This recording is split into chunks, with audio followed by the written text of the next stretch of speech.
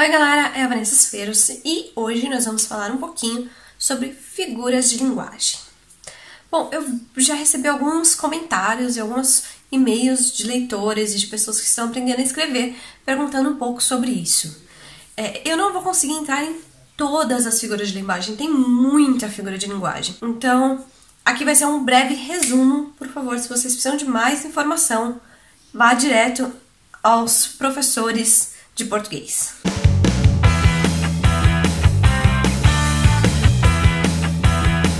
Bom, e afinal, o que é uma figura de linguagem? Basicamente, é um tipo de recurso que autores e pessoas que escrevem utilizam para deixar o texto um pouco mais vivo, para deixar o texto mais expressivo, mais rico. Então, você tem figuras, por exemplo, de sons, sei lá, um som do cachorro, um som de alguma coisa caindo. Então, essas são figuras de linguagens, por exemplo. A gente também tem de construção de frases, de construção de alguma coisa, comparações semânticas. Então, por exemplo, sei lá, é a quinta vez que eu faço isso hoje. Não precisa necessariamente ser realmente a quinta vez que você faz aquilo, mas é uma figura de linguagem do tipo, eu já fiz isso muitas vezes, e é um jeito de falar. Sabe toda vez que você escuta alguém falar, não é bem assim, é só um jeito de falar. Geralmente, provavelmente, isso é uma figura de linguagem que a pessoa acabou utilizando para enriquecer, ou dar algum exemplo, ou deixar a coisa mais dramática. Então, por exemplo, essa da quinta vez que eu dei um exemplo para vocês, se chama denotação. É um estilo de figura de linguagem que você emprega numa situação usual, mais literal, do tipo, é a quinta vez que eu faço isso. Mas pode ser só a segunda vez e tá tudo bem, porque é um jeito de falar que você já fez aquilo muitas vezes. A gente tem, por exemplo, uma figura de linguagem que é muito utilizada, que é a conotação, que é quando a gente troca uma palavra por outra que faz total sentido na frase. Então, por exemplo, a chave da felicidade. Não existe realmente, literalmente, uma chave que você vai abrir e destranca a felicidade. Mas é um jeito de falar, é uma figura de linguagem que é uma chave que você vai encontrar, é alguma coisa que vai desbloquear sua felicidade. Então, essa parte, a chave, seria um tipo de figura de linguagem, de conotação. É uma coisa muito, muito comum em livros, principalmente pais infantis, é a figura de linguagem de onomatopeia, que são os sons de bichos, por exemplo. O cachorrinho faz au-au, o patinho faz quá-quá.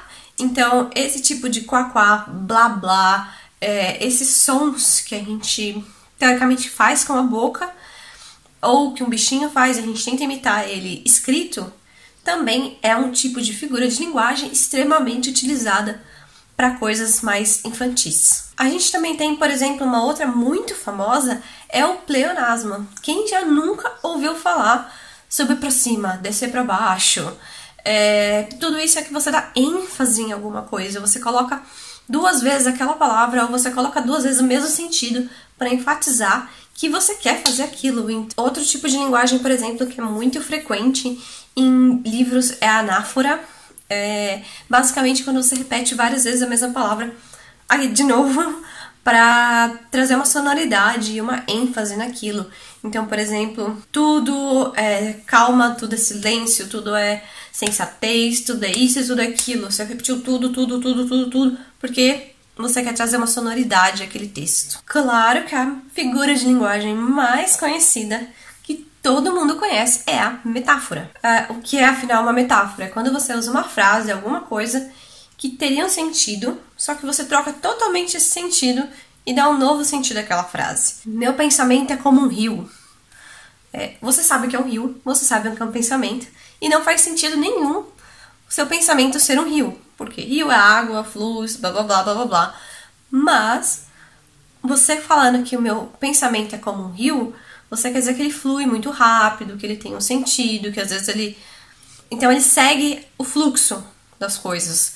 Então isso é uma metáfora, você pegar uma palavra tipo rio, que tem um significado concreto, e trocá-la, colocar em outro contexto e dar um outro significado para ela. Outro que ninguém geralmente se lembra que é uma figura de linguagem é a comparação. Então, essa é muito fácil para vocês que já escrevem ou que já estão nesse tempo, basicamente você compara uma coisa com a outra. Então, sei lá, minha vida é tão amarga como o café.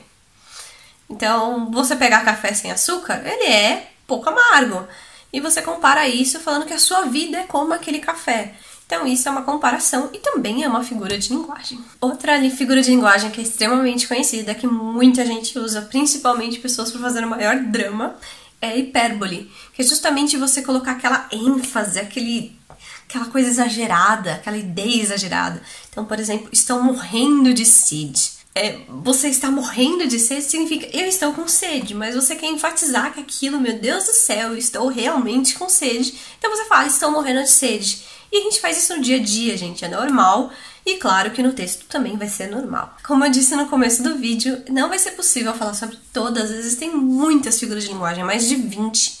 Nós vamos ficar aqui o dia inteiro e não vai sair nada. Então eu trouxe para vocês algumas das mais conhecidas. Por favor, se vocês precisam de mais detalhes, mais coisas, vá direto ao seu professor de português, é um livro de gramática, que você vai ter todas elas com exemplos. Se a gente fizer isso no vídeo, vai dar 1 hora de vídeo, a gente não vai terminar. Deixa aqui nos comentários quais as figuras de linguagem que vocês mais gostam, ou que vocês mais usam para escrever, ou que vocês mais veem nos textos por aí. Se vocês concordam comigo sobre metáfora, hipérbole e tudo mais.